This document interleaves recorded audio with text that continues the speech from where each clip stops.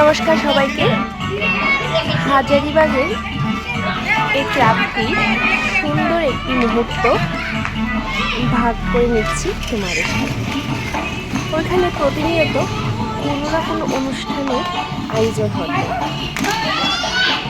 তো সবাই যার যার স্টেজে গানেই নাচ করতো প্রায় সময়। তো হঠাৎ করে একদিন আমি বললাম, চলো আজ বাংলা গানে নাচ করবো। সবাই রাজি হয়ে গেল।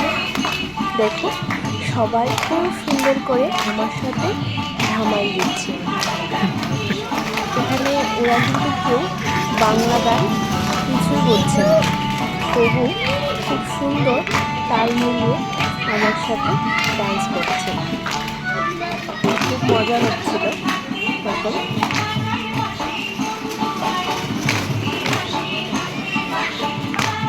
বাংলা না বুঝেও ভালোই ডান্স করলো ওরা। এইভাবেই আমাদের সময় কাটতো ওদের সাথে।